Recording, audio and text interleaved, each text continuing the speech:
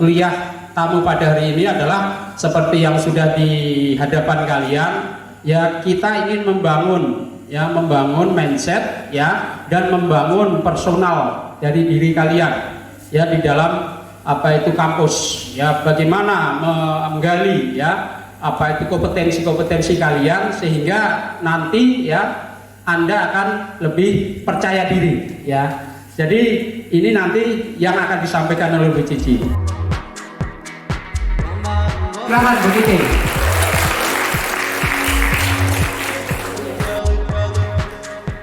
Apa kabar semuanya? Sehat? Semangat? Dompetnya sehat? Oh. Kalau dibilang dompetnya sehat, kenapa kurang semangat? Masih tengah bulan ya, kayak anak-anak kos, balada anak kos. Oke. Kira-kira di sesi kali ini sekali lagi saya ucapkan terima kasih banyak, dan kepada teman-teman, saya sebutnya teman-teman karena kita sepantaran, ya tidak? Setuju tidak? Oke, meskipun terpaksa ya. Oke, kita sepantaran menurut saya. Jadi saya menyebutnya teman-teman atau rekan-rekan. Boleh lah ya adik-adik sedikit karena lebih berumur saya sedikit ya. Oke, dalam kesempatan kali ini kuliah tamu 2002 dengan tema Public Speaking for Student Organization, dan pastinya dengan alhamdulillah dalam keadaan sehat kita bisa berkumpul di tempat yang luar biasa bagus ini dengan pencahayaan yang bagus, suara yang bagus. Tadi sudah mendengar lagu-lagu. Siapa yang kakinya menghentak-hentak? Ada yang menghentak-hentak? Lagu apa aja tadi yang sudah diputar? Kira-kira ada yang tahu? Oh ya, karena memang generasi-generasinya adik-adik sekalian. Baik, kira-kira satu hari ini tadi adik-adik semua udah melalui kuliah yang panjang tidak? Oh panjang ternyata Pak kuliahnya. Gimana, sepakat kalau kita ice breaking dulu? Sepakat tidak? Oke, nah pada kesempatan kali ini kenapa kita harus melakukan ice breaking atau pendinginan? Karena energi sebelum kita menyampaikan pesan, energinya harus sama. Boleh minta bantuannya tim teknisi? Dipersiapkan lagunya, dan sekarang saya minta tolong adik-adik semua boleh berdiri. Mohon dibantu mahasiswa ibu dari Himabis ya Bina Banua Banjarmasin, maklum karena berumur. Kepada Nanda dipersilahkan untuk mendampingi ibu. Saya perkenalkan juga, Nanda adalah ketua Himabi di kampus kami ya Bina Banua Banjarmasin. Saya bawa ketuanya langsung. Oke, boleh izin ibu ganti sepatu dulu boleh? Oh, oke. Ini mau ngapain ya? Kira-kira? Oke, siap semua? Musik. Ikuti gerak ibu dan Nanda. Artinya kalian semua semangat, fokus, baik. Ikuti gerak ibu.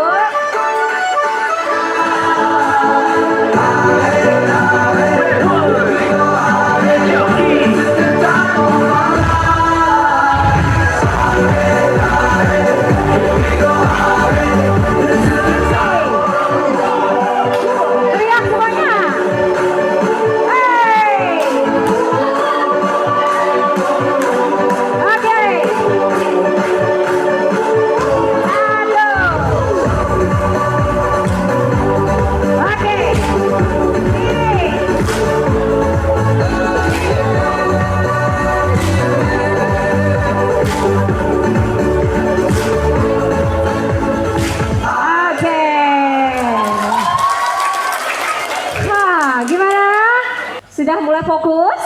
Sudah mulai semangat? Oke, kita masuk ke materi. Pada kesempatan kali ini di kuliah tamu tahun 2022, mata kuliah Bapak Dr. Mariono adalah teori pengambilan keputusan. Saya mencoba sedikit mengaitkan terkait dengan teori pengambilan keputusan. Boleh PowerPoint-nya? Oke, tak kenal maka tak sayang. Tadi sudah disebutkan bahwa nama saya Cici Asmawati. Saya dosen di Setia Bina Banua Banjarmasin dan juga jurusan administrasi bisnis. Sengaja tidak dibuat tempat tanggal lahir karena biasanya langsung saya sebutkan, saya kelahiran Pagatan 24 Februari tahun rusak. Ya, Baik, apa keterkaitan antara teori pengambilan keputusan terhadap public speaking? Ada tidak kaitannya kira-kira? Boleh acungkan tangan? Ada kira-kira kaitannya dengan antara pengambilan keputusan dengan public speaking? Ada? Ada kira-kira? Ada ya? Oke. Ini CV saya sudah dibacakan. Nah, teori pengambilan keputusan, di mana sebuah keputusan lahir, tentunya yang pertama adalah subjeknya atau orangnya, ya tidak. Saat kita merilis atau melahirkan sebuah keputusan, tentu ada orang di dalamnya yang berurun rembuk, ada orang di dalamnya yang berdiskusi dan sebagainya terkait tentang keputusan yang ingin dibuat. Ya, yang selanjutnya adalah orang tersebut atau subjek atau orang yang mengambil keputusan tersebut tentulah keputusan itu untuk dirinya sendiri ataupun untuk organisasinya. Karena kita di sini berbicara terkait dengan organisasi, kita fokus saja kepada keputusan sebuah organisasi. Keputusan sebuah organisasi tentu sudah dirancang dengan matang. Ya tidak? Ya. Nah, sebelum keputusan itu diambil, maka harus di apa? Bisa dibaca? Dikomunikasikan. Iya tidak? Ya, izin Pak. Iya tidak Pak ya? Artinya dalam sebuah keputusan, sebelum kita menerbitkan sebuah keputusan yang berupa surat edaran atau pengumuman, maka ada komunikasi. Komunikasi di dalamnya, ya. Menurut dimensi komunikasi organisasi ada internal dan ada eksternal. Menurut Effendi tahun 2023, kenapa kita harus melakukan komunikasi untuk menghasilkan sebuah keputusan? Tentunya adalah biar tepat sasaran, tidak merugikan pihak lain dan tidak menimbulkan polemik di masyarakat atau di dalam organisasi itu sendiri. Ya. Dimensi komunikasi ada internal, yang internal ada vertikal yaitu antara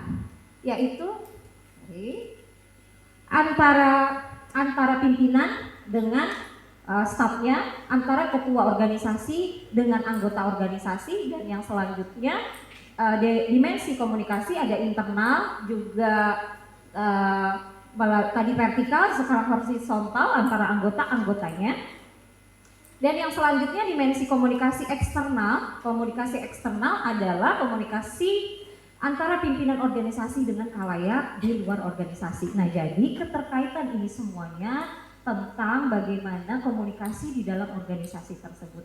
Bayangkan jika sebuah keputusan lahir tanpa dikomunikasikan. Ya tidak, belakangnya akan menjadi prahara, akan menjadi masalah, akan menjadi polemik dan sebagainya. Nah, komunikasi tadi ada dua, eksternal internal, ada vertikal, ada horizontal, dan yang keluar antara organisasi itu sendiri dengan masyarakat, yang mungkin sudah diulas lebih jauh oleh Bapak Dr. Mariono. Saya menitik beratkan kepada komunikasi dalam sebuah organisasi. Kecepatan? Oh, kecepatan ya? Oke, mungkin bawaan habis ngedance tadi kali ya. Oke, jadi tujuan komunikasi dalam organisasi untuk membentuk atau saling pengertian, ya, sehingga terjadi kesamaan pemikiran dan pengalaman. Oke. Demikian halnya menurut Suganda dan Elvinaro, 4 fungsi dalam konteks komunikasi organisasi sebagai informasi, sebagai kendali, persuasif, dan integratif. Artinya, komunikasi perannya apa di dalam sebuah organisasi adalah to inform, jelas untuk menginformasikan, untuk mengendalikan suasana yang ada di dalam organisasi, untuk mengajak mengikuti keputusan pimpinan, dan yang selanjutnya adalah mengintegrasikan. Jadi satu semua, ya, oke. Jadi komunikasi dalam sebuah organisasi adalah sebuah keharusan.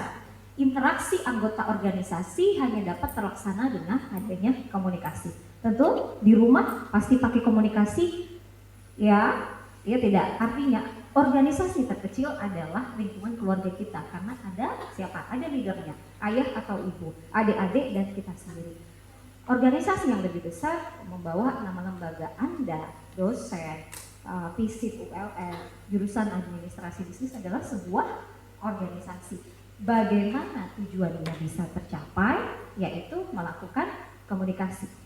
Ya.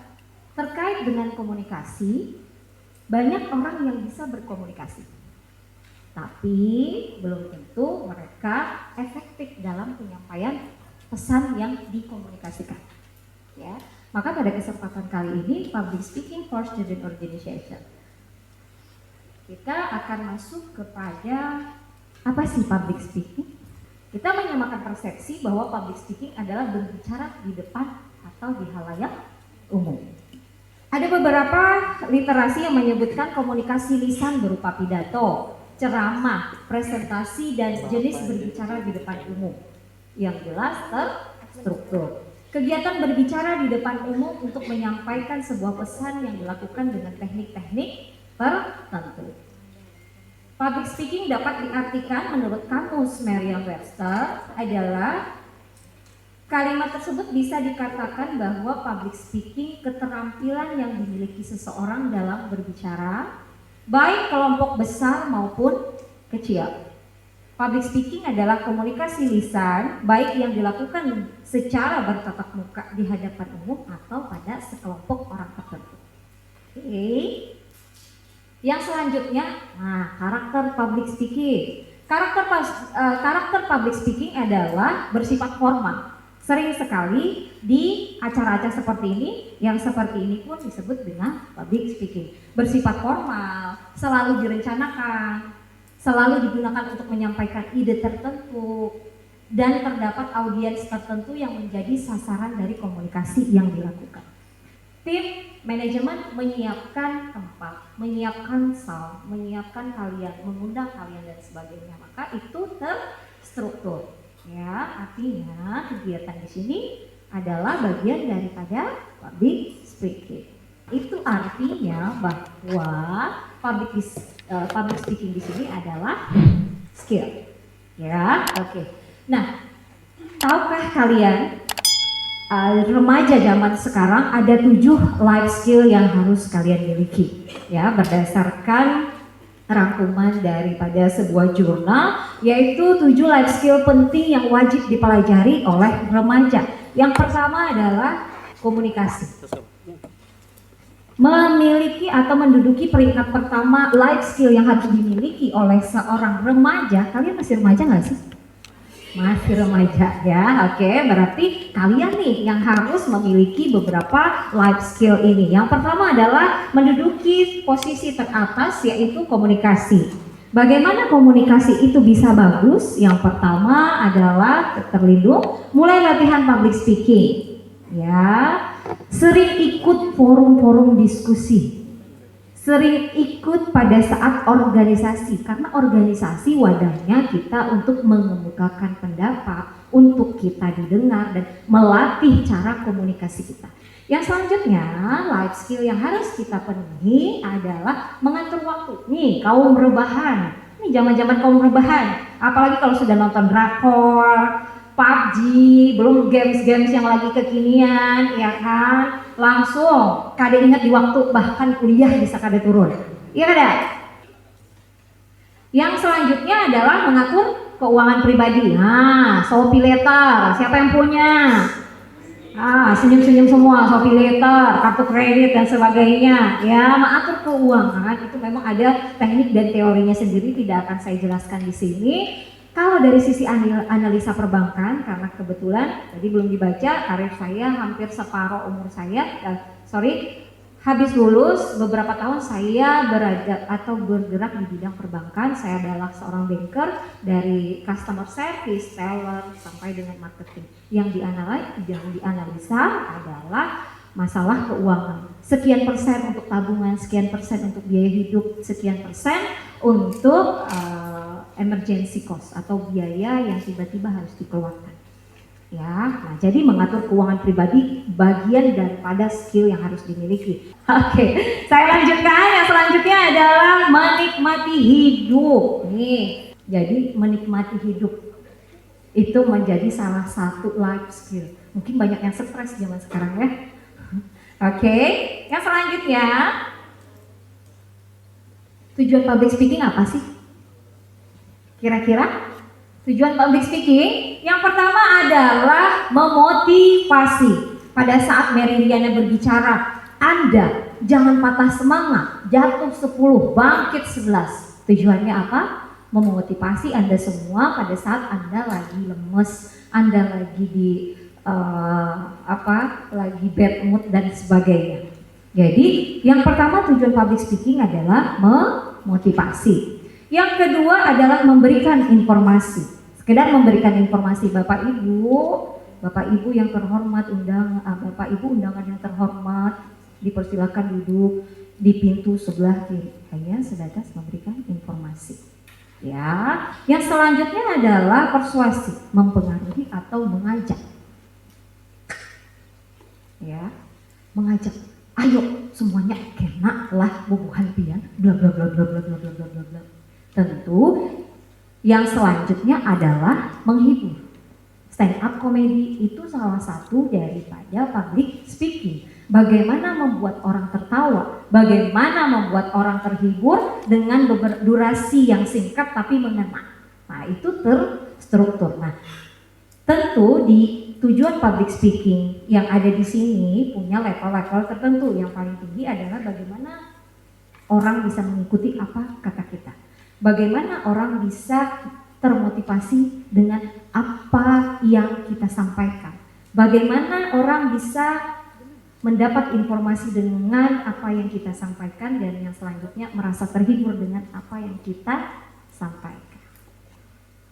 Apa sih kegunaannya? Kegunaannya untuk meningkatkan skill dan komunikasi. Setuju? Iya tidak?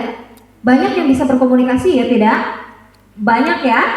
Banyak, tapi kadang pada saat di momen-momen tertentu malah tidak bisa keluar. Contohnya apa? Contohnya pada saat apa? Karena bubuhan pian kalau sudah skripsi hafal, tapi jangan pian ibu aja masih seperti itu. Ya. Karena itu adalah nalurinya manusia. Wajar, gugup, merasa stres, sedikit depresi, tangan dingin, badan gemetar. Itu wajar, manusia punya basic yang seperti itu. Tapi dalam public speaking bagaimana mengelola semua perasaan itu agar bisa terkendali. Ya, jadi untuk apa kita mempelajari dan mengetahui atau mengimplementasikan daripada public speaking? Yang pertama, meningkatkan skill dalam komunikasi kita, membangun relasi kita, meningkatkan profesionalitas dan kualitas diri kita, personal branding. Bagaimana caranya agar orang menganggap saya hebat, cantik, dan pintar? Salah satunya adalah apa yang kita sampaikan. Ya, nah, maka itu untuk membentuk personal branding yang positif. Oke, ini dia alasan atau mengapa kita harus mempelajari public speaking. Di dalam Mehrabian Model, beliau adalah seorang psikolog. Komunikasi yang efektif saat transfer pesan atau pesan itu disampaikan ternyata verbal atau kata-kata hanya 7% saja perannya dalam menyampaikan pesan. Jadi kalau kata-kata Bapak Ibu adik-adik semuanya silahkan masuk. Adik-adik semuanya silahkan masuk, duduk di sebelah kiri, sebelah kanan, tengah, tolong. Bapak Ibu semuanya silahkan, sebentar lagi acara akan kita mulai. Atau tulisan seperti ini hanya 7% yang akan Anda tangkap dan menempel di kepala Anda. Setelah keluar atau jangan setelah keluar, belum bolehkan sekali ingat. Ya tidak. Nah, ini menurut Mehrabian Model. Yang selanjutnya adalah 38% vokal, intonasi. Bapak Ibu, anggota, peserta. Oke. MC, sering sekali jadi MC. Assalamualaikum warahmatullahi wabarakatuh. Kita aja menungguin bila habisnya ya tidak? Ya, tapi itu adalah salah satu dari teknik vokal, yaitu intonasi, artikulasi. A, I, U, E, O. Assalamualaikum warahmatullahi wabarakatuh. Bapak Ibu yang terhormat, dipersilakan duduk sebelah kiri sebelah. Apa? Belum lagi kalau kita pakai masker. Benda apa kira-kira? Benar? Kagak. A, I, U, E. Oh. Smart. Ya, jadi saat kita berbicara tentang voka, intonasi tinggi rendahnya, artikulasinya A, I, U, E, O-nya diperhatikan. Jadi saya harapkan berasa nggak tekanannya? Berasa? Ya, tekanan atau powernya, ya. Volumenya, ada yang waktunya kita berteriak. Hai semuanya, apa kabarnya di ujung sana? Halo, ujung sana, gimana kabarnya? Baik, sehat, semangat, bahagia. Supaya apa? Supaya mereka yang tadi mungkin pegang handphone fokus. Ibu selalu memposisikan diri sebagai kita sharing, ya.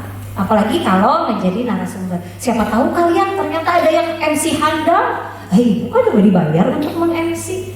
Ibu hanya sebatas dosen, berarti kalian lebih expert. Nah, kita sharing. Nah, itu mindset yang ibu tanamkan kepada semua pada saat kita berbagi pesan atau sharing. Biasanya ibu sering menyebutnya sharing. Yang selanjutnya adalah mata adalah jendela jiwa, ekspresi, suasana batin, mood seseorang amat mudah terbaca lewat sorot matanya. Kira-kira ada orang duduk tatapan kosong, datang hampir mengajuti, oh, bisa ditampangnya. Ini lagi melamun, nyaman-nyamannya datang nggak mengajuti, pak, ya, bray. Bahasa kanak-kanak sekarang, terkajut. Ya, artinya saat kita menghargai lawan bicara kita, tatap matanya. Menatap mata itu ada etikanya. Jangan menatap dari leher ke bawah. Ya, ingat tuh lakian, pandir lawan bebeknya. Jangan matanya kemana-mana. Perhatikan yang ditatap adalah saat kita berbicara personal satu dengan satu, tatap matanya. Tapi saat kita berbicara dengan banyak orang, lempar ke kiri, lempar ke kanan, ke tengah dan sebagainya. Jika ada orang yang tidak pede melihat mata, tatap di antara tengah alis atau dagu. Mereka coba banyak, masnya saya melihat apa? Masnya yang blode-blode gitu. Saya melihat apa? Saya menatap Anda tidak? Yang saya tatap apanya? Menurut Pian apa yang saya tatap? Saya melihat dagunya. Saya melihat dagunya. Manis itu dagu sini. Mau langsung di sana, guys. Jadi mereka audiens merasa dihargai pada saat saya melihat. Padahal saya tidak pede untuk menatap mata orang. Saya jarang menatap mata orang. Tapi saya memposisikan mata saya kepada orang tersebut, tatap di sininya atau tatap dagunya. Ya. Oke, yang selanjutnya, salah satu strategi bila digunakan secara tepat dapat membantu mengefektifkan presentasi karena membangun chemistry. Orang berhadapan itu melelekan. Yang ada? Yang ada? Yang melelekan? Nah, yang ada? Minimal aku tuh sayang banget loh kamu tuh. Ya berdua apa? Masa? Pokoknya, nah di ujung, paling ujung, mas. Kenapa ketawaan? Artinya nonverbal terbukti tanpa saya bersuara, tanpa saya menggunakan kata-kata, masnya tahu. Nah, apa geraknya? Saya suka, saya mengapresiasi. Kalau di sana kan sarangyo, ya kan, I love you. Kalau di sini menyatakan ketertarikan.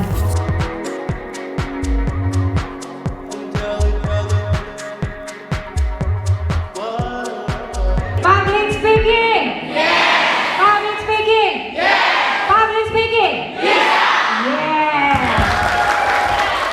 Oke, baik, kita bersama dengan Bapak Dr. Mariono SSMSI selaku pemangku mata kuliah teori pengambil keputusan pada kesempatan hari ini, yang mana dalam acara kuliah tamu terkait dengan temanya Public Speaking for Student Organization.